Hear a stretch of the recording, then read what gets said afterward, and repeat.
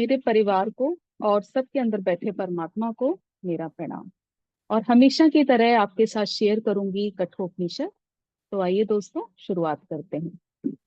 जैसा कि पिछले सेशन में हमने जाना था कि नचिकेता तीसरे वर में मृत्यु के बाद क्या, इसको जानना चाहता है। हालांकि मृत्यु देवता उसकी परीक्षा भी लेते हैं, उन्हें उपहारों में उसको प्रलोभन भी देते हैं, बहुत सारे उपहार उसको दिखाते हैं, लेकिन नचिकेता इनकार करता है और अपने वर पर अडग रहता है। याद रहे, जब परम व पूर्ण आनंद की प्राप्ति होती है तो सभी कामनाएं और आशाएं समाप्त हो जाती हैं। किसी भी इच्छा का ना होना जीवन की चरम अवस्था है और इसी को केवल्य अवस्था कहते हैं। यानी कि इतने सारे उसको उपहार दिए जाते हैं, उसको प्रलोभन दिया जाता है, लेकिन वो इन प्रलोभों में नहीं आता। तो यहाँ पर जो नचिकेता का वर है वो सिर्फ इतना मात्र नहीं है कि मृत्यु के बाद क्या।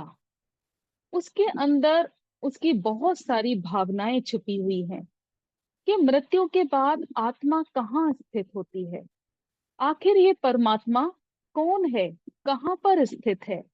क्योंकि नचिकेता अभी छोटा बच्चा है और उसकी बहुत ज्यादा उत्सुकता है ये सब कुछ जानने के लिए। तो इसी को हम क्लियर करेंगे। यमराज कहते हैं, प्रिय उसे कहते हैं जिसमें लगे कि सुख मिलेगा लेकिन बाद में दुख मिले, जिसमें वासना प्रफुल्लित होती है, जैसे सांसारिक सुख जो थोड़े समय के लिए होते हैं। यानी कि प्रेय और श्रेय, जिसमें प्रेय उसे कहते हैं जिसमें हमारा मोह होता है कि हमें ये भी मिल जाए, हमें वो भी मिल जाए। और हमारी मोस्टली जितनी भी प्रॉब्लम्स होती हैं वो धन से ही शुरू और धन पे ही खत्म होती हैं। या फिर हम अपने रिश्तों में इतने ज्यादा अटैच होते हैं कि उसमें हमारी वासनाएं सारी रह जाती हैं, हमारी सारी इच्छाएं रह जाती हैं। इसको कहते हैं प्रिय, जिसमें अंत में हमको दुख ही मिलता है। और श्रेय यानी पारलौकिक आध्यात्मिक आनंद, सुख। आखिर मनुष्य को आध्यात्मिकता में ही सुख मिलता है और जो अंतिम समय में उसको प्राप्त करना ही करना है।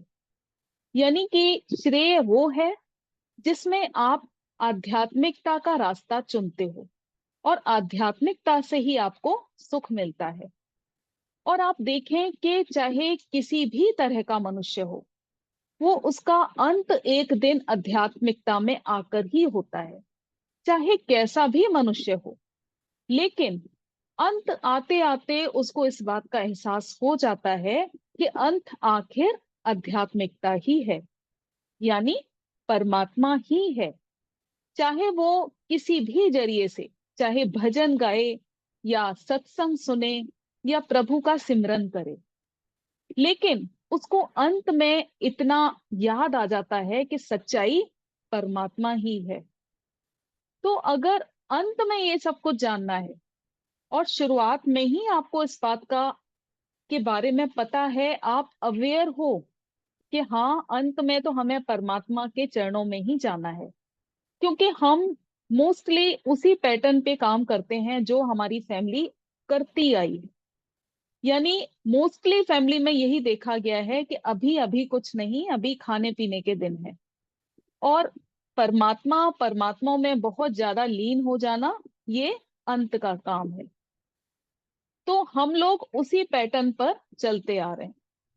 लेकिन ये आप भी जानते हैं कि हमें अपने एक मिनट का नहीं पता कि अगला एक मिनट हमें जो ये सांसें मिल रही हैं, ये सांस मिल भी पाएगी या नहीं। तो चलिए, वो लोग अनअवेयर हैं, लेकिन जो अवेयर हैं उनको परमात्मा में लीन हो जाना चाहिए और जब सवेरा तब जाग जाना चाहिए। तो यमराज इसी को ही अच्छी तरह से समझाते हुए नचिकेता को कहते हैं कि जो पूरी तरह से श्रेष्ठ है और जो पूरी तरह से सत्य है, यानी कि श्रेय का मार्ग, जिसमें आनंद प्राप्त करना है। हे नचिकेता, तुम प्रिय के बंधन में नहीं फंसे, जिसमें बहुत से व्यक्ति फंस जाते हैं। और यही अविद्या है, यही श्रेय विद्या है, और यही वेदांत दर्शन में भी बताया गया है। तो अक्सर अगर आज के व्यक्तियों को भी देखा जाए, तो अगर आप उनको ये सारे प्रलोभन देंगे, तो वो संभव है कि इन सारे रास्तों पर मुड़ जाएं। क्योंकि यहाँ पर जो समझने वाली बात ये है कि जब भी हम परमात्मा के सामने खड़े होते हैं, तो हम क्या मांगते हैं? हम परमात्मा को छोड़कर परमात्मा से सब कुछ मांगते हैं। ये मेरा काम पूरा हो जाए, मुझे ये चीज मिल जाए। तो ज्यादातर हम यही करते देखे गए हैं। तो इसका मतलब परमात्मा से परमात्मा को ही मानना है। और वेदांत दर्शन कहते हैं कि जो योग्य है, जो सुनकर संदेश दिया जा रहा है, उसको ग्रहण कर ले। यानी कि अब ये बात इस समय आपसे ही रिलेटेड है कि जो संदेश दिया जा रहा है वेदांत के थ्रू, उसे जो व्यक्ति ग्रहण कर ले, यानी वो संदेश आज इस समय उसी के लिए है। और जो संदेश सुनकर भी उसको अनसुना कर दे या किनारा कर ले, तो यानी ये संदेश उसके लिए है ही नहीं। और यही प्रकृति का नियम है। यानी कि इसको अगर मैं क्लियर करूं, जैसे पिछले भी मैं एग्जांपल देती आई हूं कि अगर केजी के बच्चे को आप 10th क्लास की पढ़ाई कराओगे, तो नेचुरल है कि वो उसको नहीं समझेगा, क्योंकि वो उसके कोर्स में अभी नहीं है।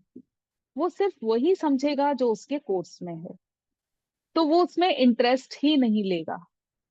तो यहाँ पर वही चीज दी गई है कि जो संदेश आपके लिए है ही नहीं, आप उससे किनारा कर लोगे। और तभी कहा जाता है कि ज्यादा से ज्यादा आप ध्यान करो, परमात्मा में लीन रहो। क्योंकि जितना हम ध्यान करते हैं, जितनी हम स्पिरिचुअल बुक्स पढ़ते हैं अच्छे राइटर्स की, उतनी ही नॉलेज हम गेन करते हैं, उतनी ही अंडरस्टैंडिंग हमारे अंदर आती है। हम बातों के जो उसका अर्थ होता है उसको समझने लगते हैं। और अगर हम सिर्फ सेशन ही सुन रहे हैं, ध्यान कम कर रहे हैं, तो बहुत सारी चीजें हमारे सिर के ऊपर से जाएंगी और हमें समझ में नहीं आएगा। तभी कहा जाता है कि आप ज्यादा से ज्यादा ध्यान करें। अब यहाँ यमराज कहते हैं, आत्मा की कोई भी परिभाषा नहीं दी जा सकती। जहां ईश्वर की भी परिभाषा दी जाती है, वहां उसका निरादर है। सभी लोग ईश्वर को पाने के लिए उसे ढूंढते हैं, अपने अपने तरीके से उसकी व्याख्या भी करते हैं। लेकिन सबका यह जानना अति आवश्यक है कि सबको एक दिन स्वयं ईश्वर बनना है। यानी कि जो परमात्मा की व्याख्या करे, परमात्मा के बारे में डिस्क्राइब करे, क्योंकि क्या परमात्मा को आज तक किसी ने देखा है? तो जब उसको देखा नहीं है, तो उसका डिस्क्रिप्शन किस तरह का? तो जब आत्मा की व्याख्या देना या परमात्मा की व्याख्या देना एक तरह से निरादर ही है परमात्मा का। क्योंकि जो कतरे कतरे में है, जो अंश अंश में है, उसकी हम क्या व्याख्या दे सकते हैं? और मनुष्य अलग अलग तरीके से उसको ढूंढने में लगा है। यानी कि कोई किधर भाग रहा है, कोई किधर भाग रहा है, सिर्फ किस लिए? परमात्मा को पाने के लिए। लेकिन यह जानना बहुत आवश्यक है कि सबको एक दिन ईश्वर बनना है। और ईश्वर बनना है, इसका मतलब ये है कि जब आपकी दृष्टि, आपकी सृष्टि पूरी तरह से परिवर्तित हो जाए, यानी कि आप सबको एक ही नजर से देखो। अब बहुत से व्यक्ति, बहुत से साधु जन जो हमें मिलते हैं, और हमें देखते ही उनकी ऑरा फील होती है। हमें लगता है कि नहीं, ये तो स्वयं साक्षात ईश्वर ही है। यानी कि उन्होंने अपने आप को परिवर्तित किया है। और जब हम अच्छे मार्ग पर चलते हैं, तो खुद परमात्मा हमारी मदद करते हैं। और इसके लिए निर्मल दृष्टि, स्वच्छ आचरण और सभी विकारों से मुक्ति होनी चाहिए। यानी कि ये सारे गुण अगर किसी व्यक्ति में उपलब्ध हैं तो वो परमात्मा स्वरूप है, जिससे व्यक्ति में ईश्वर झलकेगा।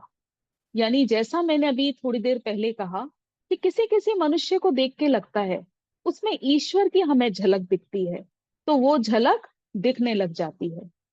हमेशा अज्ञानी हर चीज को छोड़ते हैं, यानी इस चीज का त्याग करना या वस्त्रों का त्याग कर देना या फिर जो भी उसे सुख सुविधाएं मिल रही हैं उसका त्याग देना, भोजन को त्याग देना। लेकिन ज्ञानी को कुछ भी छोड़ने की जरूरत नहीं होती, क्योंकि जब पाने की अवस्था आती है, यानी कि जब उसको ज्ञान उपलब्ध होता है, जब ज्ञान आ जाता है, तो उसको सारी बातों की समझ आ जाती है और फिर कुछ त्यागना नहीं पड़ता, सब कुछ अपने आप छूटता चला जाता है।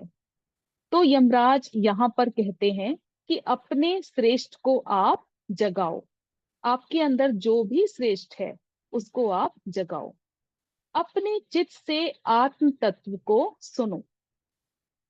तो अपने चित्त से आत्म तत्व को सुनने का मतलब है कि जो भी आप जिन मीडियम से अच्छी बातें, अच्छे सेशन, अच्छे सत्संग आप सुनते हैं, तो उसको अपने अंदर से, अपने हृदय से उसको सुनो, अपनी बुद्धि से उसको ग्रहण करो।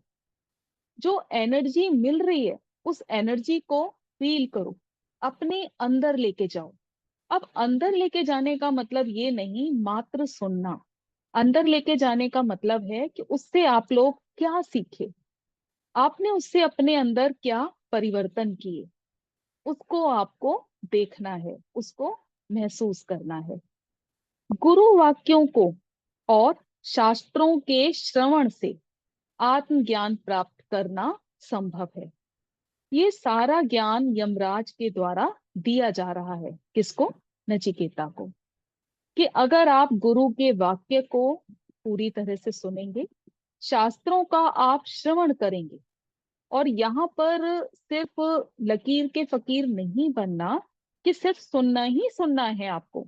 सुनने का मतलब उससे आपने क्या अर्जित किया, उससे आपने क्या सीखा, इस चीज को से आत्मज्ञान की प्राप्ति संभव है।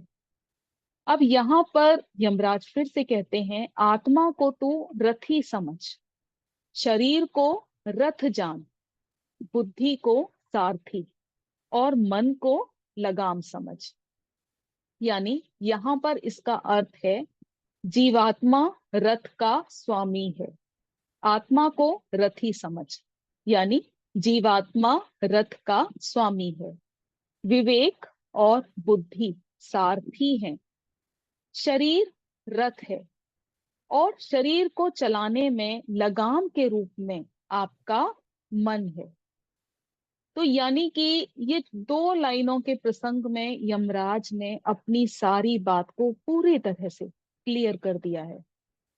हमारी सारी इंद्रियां बाहर की तरफ हैं, जैसे कि आंखें, कान, स्वाद और ये स्पर्श हो गया, गंध हो गई, सब बाहर की तरफ है। अंतरात्मा को हम किसी भी इंद्री से नहीं देख पाते, ये सारे बाहर के द्वार हैं, क्योंकि स्वयं को देखने के लिए इंद्रियों की जरूरत नहीं होती। आत्मा के अगर हमें साक्षात्कार करने हैं, अपनी आत्मा को हमने फील करना है, तो हमें ध्यान और समाधि का रास्ता लेना पड़े। यानी कि हमें ध्यान करना पड़ेगा और ध्यान से भी आगे समाधि, उसमें हम अपनी आत्मा के साक्षात्कार कर सकते हैं। जिस वस्तु का अंत है, यहाँ पर जो यमराज है वो चाहते तो नचिकेता का एक छोटा सा प्रश्न था कि मृत्यु के बाद आत्मा का क्या होता है, तो यमराज बड़ी आसानी से उसको उत्तर दे सकते थे कि आत्मा, शरीर नाशवान है और आत्मा अजर अमर है जो कभी नहीं मरती। लेकिन यहाँ पर यमराज ने बहुत ही अच्छी तरह से उसको समय समय पर बहुत ही डिटेलिंग करके उसको क्लियर किया है। यहाँ पर यमराज कहते हैं कि मिट्टी का घड़ा फूटकर वापस मिट्टी बनेगा। ये हम सब जानते हैं कि जिससे हमारी उत्पत्ति हुई, वापस हमारा जब अंत होता है तो हम उसी में मिल जाते हैं। एक वृक्ष नष्ट होकर वापस बीज में लय होगा। व्यक्ति की देह जिन तत्वों से बनी है, मृत्यु के बाद वापस उसी में लीन हो जाती है। परमात्मा ही सभी कारणों में मूल कारण है। यानी कि सारी चीजों में कौन है? परमात्मा है। वही सारी चीजों का कारण है, तभी उसकी व्याख्या नहीं की जा सकती। वह अंतहीन है। यमराज ने शिष्य के प्रश्न का बहुत ही निपुणता के साथ, बहुत बुद्धिमानी से स्थान स्थान पर उत्तर दिया है। जीवन में जो कुछ भी हो रहा है, सबके पीछे छिपी है ये चेतना, जो ये अनुभव करती है कि यहाँ सब कुछ व्यर्थ है, कुछ भी पाने योग्य नहीं है। और यही है वो परमात्मा जो नचिकेता तूने पूछा। 11 द्वार वाला मनुष्य शरीर रूपी नगर है। यानी हमारे अंदर 11 द्वार हैं, उसको बोला गया है नगर। 5 जिसमें ज्ञानेंद्रियां, 5 कर्मेंद्रियां और एक मन है। यानी कुल मिला के 11 द्वार। इनके रहते हुए परमेश्वर का ध्यान करके, लीन रह के मनुष्य कभी शोक नहीं करता। यानी कि परमात्मा में लीन हो जाना, परमात्मा का रास्ता ले लेना, जीवन मुक्त हो जाता है। फिर इस नगर की जरूरत नहीं रहती। यानी ये नगर, ये शरीर जो आपने लिया है, वो परमात्मा के लिए ही लिया है, परमात्मा को जानने के लिए ही लिया है, उसमें लीन होने के लिए ही लिया है। और जब आप उसमें लीन हो जाते हैं तो जीवन मुक्त हो जाता है और इस नगर की जरूरत नहीं रहती। इस नगर ने आपको मौका दिया है कि आप चाहें तो इसके सहारे नरक जाएं, आप चाहें तो इसके सहारे स्वर्ग जाएं। और अगर दोनों से मुक्त होना चाहते हैं तो आपको मोक्ष की प्राप्ति होगी। इस ज्योति को साक्षी भाव में देखना ही परमात्मा है। तुम्हारे भीतर जो चेतना है, जिस विषय में नचिकेता तुमने पूछा, वही परमात्मा है। इसी के साथ इस उपनिषद का आज अंत है। तो बहुत बहुत धन्यवाद सभी का, मुझे ये मौका दिया आपने। आप चाहें तो अपना एक्सपीरियंस मेरे साथ शेयर करें और कुछ प्रश्न करना चाहते हैं तो प्रश्न करें।